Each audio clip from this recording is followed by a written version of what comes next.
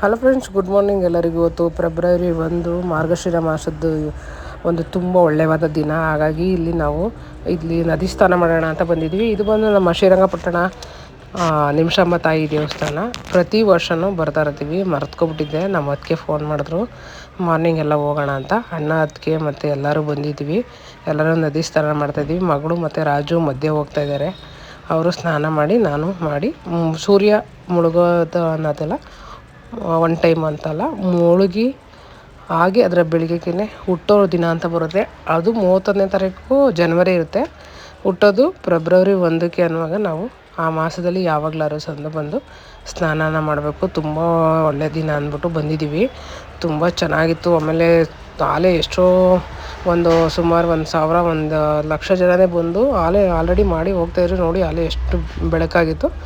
ನಾವು ಸೂರ್ಯ ಉದಯ ಆಗೋ ಮುಂಚೆನೇ ಬೇಗ ಮಾಡಿಬಿಡೋಣ ಅಂತ ಮಾಡ್ತಾಯಿದ್ದೀವಿ. ತುಂಬ ಕ್ರೌಡ್ ಇತ್ತು ಆ ದೇವಸ್ಥಾನ ಒಳಗಡೆ ಹೋಗೋದಕ್ಕೆಲ್ಲ.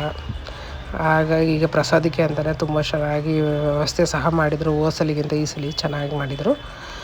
ಯಾರ್ಯಾರು ವೀಡಿಯೋನ ನೋಡ್ತಾ ಇದ್ದೀರಾ, ಫೆಬ್ರವರಿ ಬರೋಂಥದ್ದು ಮೊದಲನೇದು ಮಾರ್ಗಶಿರ ಮಾಸ ಅಂತ ಯಾರು ಗೊತ್ತಿದ್ದರೆ ಇಲ್ಲಿಗೆ ಬನ್ನಿ. ವರ್ಷ ತುಂಬ ಚೆನ್ನಾಗಿರುತ್ತೆ. ತಾಯಿ ಅಂತೂ ನಿಮಿಷಾಂಬ ಒಳ್ಳೇದು ಮಾಡ್ತಾಳೆ.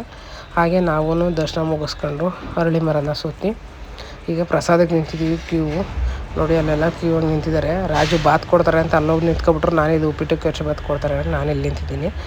ಎಲ್ಲ ಥರ ಪ್ರಸಾದ ಚೆನ್ನಾಗಿತ್ತು ಈ ಸಲ.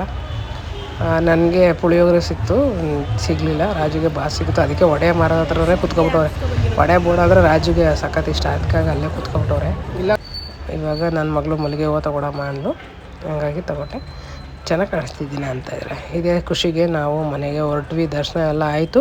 ಇದು ಏನಪ್ಪ ಅಂದರೆ ನಮಗೆ ಒಂದು 7 ಗಂಟೆ 7:30 ಆಗುತ್ತೆ ಅಷ್ಟೇ. ನಾವು ಎಲ್ಲನೂ ಸುತ್ತಿ ಹೋಗೋಗಳಿಗೆ ಒಂದು 9:30 ಮನೆಗೆ ಆಗುತ್ತೆ ಅಂದರು. ರಾಜು ಸರಿ ಆಯಿತು ಅಂತಂದು, ಪಾಪಗೆ ಸ್ಕೂಲ್ಗೆ ಬಿಡ್ಬೇಕಿತ್ತು.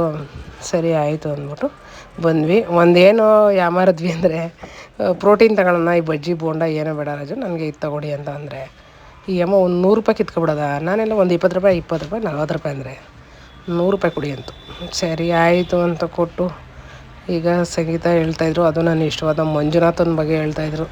ಶಿವೋಹಂ ಭವೋಹಂ ಅಂತ ಸಖತ್ತಾಗಿತ್ತು. ನನಗಂತೂ ಖುಷಿ ಆಯಿತು. ಇದೇ ಖುಷಿಗೆ ನಿಮ್ಮೆಲ್ಲರಿಗೂ ನಿಮಿಷಾಂಬ ತಾಯಿ ಯಾರ್ಯಾರು ವೀಡಿಯೋ ನೋಡ್ತಿದ್ರೆ ಎಲ್ಲರಿಗೂ ಒಳ್ಳೆಯದಾಗಲಿ. ಹಾಗೆ ನಮಗೂ ಸಹ ತಾಯಿ ತುಂಬ ಒಳ್ಳೆಯದನ್ನು ಮಾಡಿದ್ದಾಳೆ. ನಾವು ಕೇಳಿದ್ದೆಲ್ಲ ಕೊಟ್ಟಿದ್ದಾಳೆ. Thank you so much. ಈಗ ವೀಡಿಯೋನ ನೋಡ್ತಾರೆ, ದಯವಿಟ್ಟು ಎಲ್ಲಿ ಸ್ಕಿಪ್ ಮಾಡಬೇಡಿ. ನನಗೆ ಎಷ್ಟಾಗುತ್ತೋ ಅಷ್ಟನ್ನು ಆದಷ್ಟು ವೀಡಿಯೋನ ಅಪ್ಲೋಡ್ ಮಾಡ್ತೀನಿ.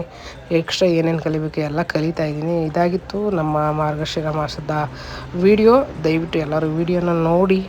ಜಾನು ದೊಡ್ಡಪಪ್ಪ ಕನ್ನಡ ಬ್ಲಾಗ್ಸ್ಗೆ ಲೈಕ್ ಕೊಡಿ. ಹಾಗೆ ನಿಮ್ಗೆ ಸಬ್ಸ್ಕ್ರೈಬರ್ ಆಗಿ ದಯವಿಟ್ಟು. ಈಗ ರಾಜು ನಾನು ಮನೆಗೆ ಬಂದು ಗಿಡಗಳಿಗೆಲ್ಲ ನೀರು ಹಾಕಿ ಪೂಜೆ ಮಾಡಿ ಸೆಲ್ಫಿ ತೊಗೋತಾ ಇದ್ದೀವಿ. ಡಿ ಬಾಸ್ ಹೇಗಿದ್ದಾರೆ ನಮ್ಮ ಹಸ್ಬೆಂಡು? ಚೆನ್ನಾಗಿದ್ದಾರೆ ಅಂದರೆ ಕಮೆಂಟ್ ಹಾಕಿ. Thank you so much.